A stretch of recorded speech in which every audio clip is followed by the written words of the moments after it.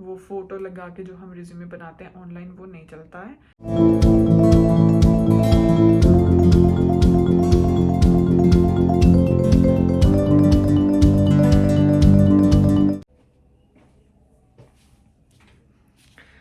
Hello everyone, welcome to Australia Wale.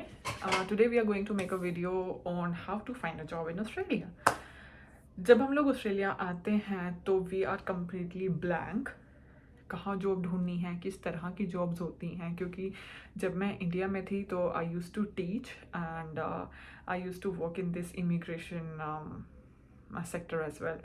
लेकिन जब मैं यहाँ आई तो मुझे पता नहीं था कि मुझे वो स्किल्स अपने कहाँ यूज़ करने हैं। तो I tried a lot of things, क्योंकि हम बहुत ज़्यादा कन्फ्यूज होते हैं। तो we really don't have any idea कि हम लोग कहाँ से कहाँ तक शुरू करें। और टू बी ऑनेस्ट मेरे पास कोई था भी नहीं कि कोई मुझे हेल्प कर दे।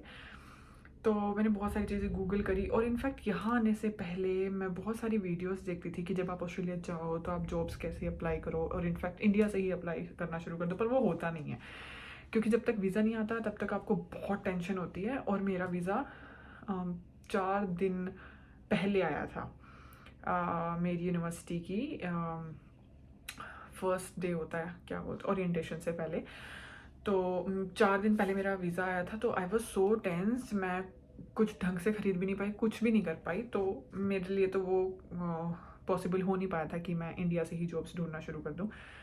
तो मैंने केम टू ऑस्ट्रेलिया, मैंने एक आध कोई जैसे जानकार होता है उनको पूछा कि आप जॉब्स कैसे ढूंढते हो यहाँ पे। तो कुछ पॉइंट्स जो मैं आपको बताने वाली हूँ वो प्लीज़ आप अपना ध्यान में रखना, ताकि आप जितना जल्दी हो सके आप यहाँ और जॉब मिल जाए। क्योंकि वो एक अलग लेवल का स्ट्रेस होता है कि जब आप आते हो और आपको लगता है कि सिर्फ खर्चा ही हुए जा रहा है और मेरा कोई काम नहीं बन रहा, मैं अफोर्ड ही नहीं कर पा रहा, ना अपना रेंट, ना अपनी ग्रोसरी, इवन ट्रैवल। तो सबसे पहले जो एक मुझे बहुत अच्छी चीज़ मिली थी वो मिली थी एजेंसीज़। और ये मैंने थोड़ा सा अपना दिमाग लगाया था कि जैसे हम इंडिया में naukri.com और इंडीड यूज़ करते हैं तो यहाँ पे भी हम वही यूज़ कर सकते हैं। इंडीड सीक बहुत हेल्प करती है आपको जॉब लेने में। You just have to make a beautiful nice looking resume, और आप उसके थ्रू अपनी जॉब्स अप्लाई करना शुरू कर दो। तो मैंने अपनी इंडीड पर तो मेरी इंडिया से ही प्रोफाइल थी, सीक पर मैंने यहाँ बनाई। और एक यहाँ पर ऐप होती है गम ट्री। तो गम ट्री में आपको जॉब्स भी मिल जाती हैं, आपको घर भी देखने को मिल जाएंगे वहाँ पे कि आपको कोई अकोमोडेशन ढूंढना है, आपको पुराना फर्नीचर भी मिल जाता है। तो वो all in one type of app है। तो अगर आप वहाँ ट्राई करते हो तो कई बार आपको, जैसे जो लोग प्रेफर करते हैं कैश इन हैंड जॉब करना, वहाँ पे चांसेस होते हैं कि मिल जाए। सीक, इंडीड, गम ट्री।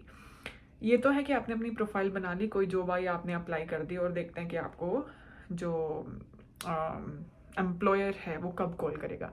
इसके अलावा एक बहुत अच्छी चीज़ जो यहाँ पर है वो है रिक्रूटमेंट एजेंसीज़। तो जैसे जब मैं आई थी तो मैंने बहुत सारी रिक्रूटमेंट एजेंसीज़ को कॉल किया, जैसे कि सबमिट रिक्रूटमेंट हो गई जो मेरी एजेंसी थी।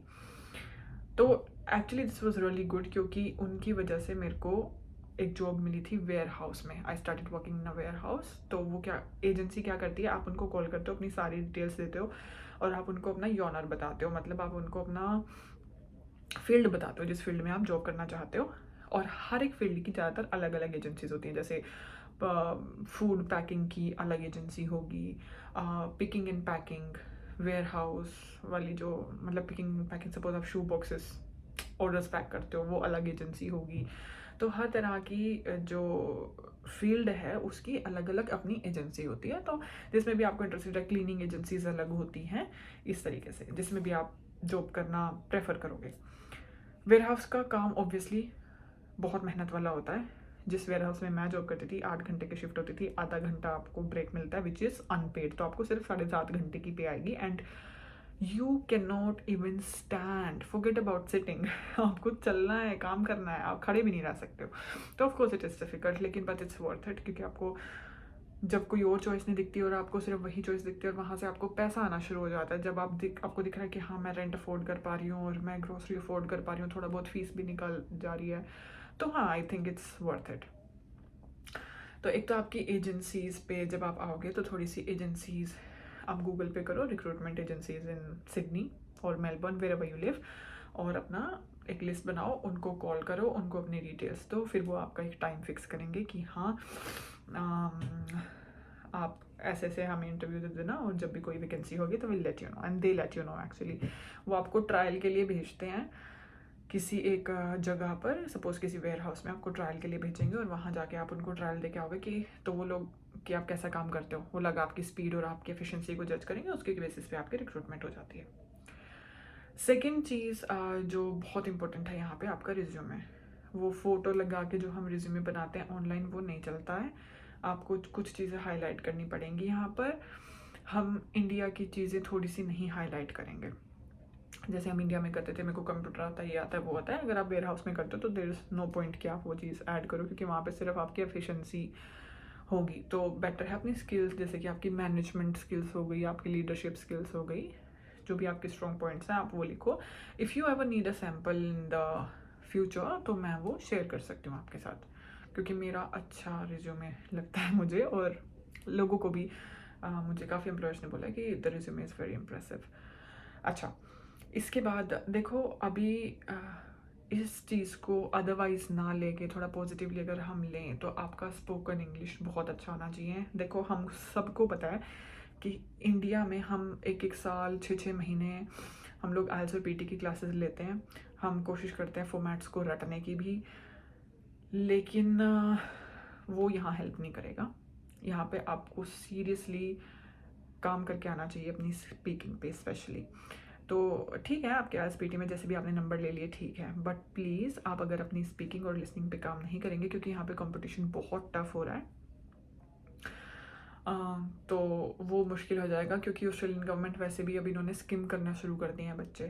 तो अगर आप यहाँ पे आते हैं और ये इनकी जो फर्स्ट लैंग्वेज है वो इनकी है ही इंग्लिश, ये एक इंग्लिश स्पीकिंग नेशन है, तो हम अपनी ख़राब इंग्लिश से थोड़ा सा अपने चांसेस को डाउन कर लेते हैं।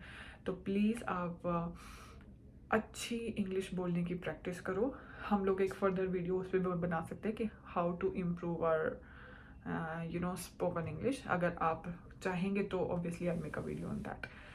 तो एक तो ये हो गया कि आपकी इंग्लिश बहुत अच्छी होनी चाहिए। तीसरी चीज़, जहाँ शायद थोड़ी सी मैंने भी मार खाई है, थोड़ी नहीं खाई है, आप अपना लाइसेंस तो इंडिया से बनवा कर ही आओ 101%। चाहे आपको ड्राइविंग आती है नहीं आती है, आप लाइसेंस अपना बनवा के आओ, क्योंकि जब आप ऑस्ट्रेलिया आओगे तो बहुत सारी जॉब सिर्फ इस चीज़ पे डिपेंड होती हैं कि आपको ड्राइविंग आती है या नहीं, and how you are going to transfer yourself. जहाँ आपने बोला पब्लिक ट्रांसपोर्ट, दिल करता कॉल एंड दिल से। मेरे मुंह पे किसी ने बोला था कि जब मेरे को I didn't have a car, आप नहीं अफोर्ड कर सकते, आप शुरू शुरू में आते हो, आपके पास जॉब सिर्फ इतनी है कि आप अपना रेंट और ग्रोसरी निकाल सकते हो, थोड़ा बहुत पैसा आप अपनी फीस के लिए बचा लोगे, दैट्स इट। आप नहीं अफोर्ड कर सकते कार लेना शुरुआत में, तो लोग आपको बोलते हैं कि हमारा भी टाइम वेस्ट मत करो और खुद का मत करो, एंड दिल करता कॉल ऑन योर फेस। तो वो अवॉइड करने के लिए लाइसेंस तो ज़रूर लेकर आओ अपना, ठीक है। On the top of that अगर ड्राइविंग सीख सकते हो तो that would be very good. Rules यहाँ पर चेंज हो रहे हैं, यहाँ पर आपको ऑस्ट्रेलियन लाइसेंस लेना ही पड़ेगा एनीवे। तो अगर आप प्रोसेस में हैं तो अपना, आप मतलब वीज़ा प्रोसेस में है तो अपना लाइसेंस भी बनवा लें, वो आपके लिए बहुत अच्छा होगा। एक और चीज़ मैं यहाँ पे ऐड करना चाहती हूँ, बहुत लोग सोचते हैं हम तो जाके KFC, डोमिनोज में जॉब कर लेंगे, सबवे में जॉब कर लेंगे। 17, 18, 19 साल के लोग ज़्यादातर अपीलेबल होते हैं इन लोगों को, बिकॉज दे हैव टू पे लेस, ठीक है। तो अगर आप 20 या 21 या 22 के हैं तो आप उस तरफ मत जाओ। KFC, डोमिनोज, पोर्टो, सबवे, मेडमैक्स, गुजमन, ये ज़्यादातर यहाँ पर जो वर्कर्स होते हैं वो कम एज के होते हैं, ताकि आपको कम पे रेट पे वो रख सकें। तो प्लीज़ अच्छे से रिसर्च करके आओ कि आप किस फील्ड में काम करना चाहते हो। अगर आपको इसके बारे में भी जानकारी चाहिए तो हम इसके बारे में भी फर्दर वीडियोस में डिस्कस कर सकते हैं।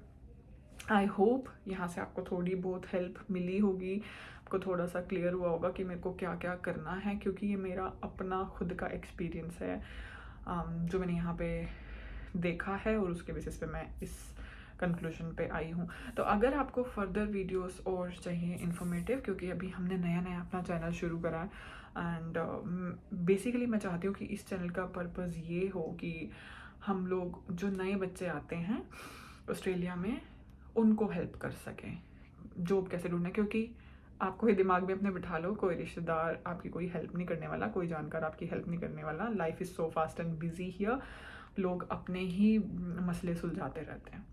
तो you have to be prepared, और ये बहुत अच्छी चीज़ है कि आप किसी पे कभी डिपेंडेंट ना रहो।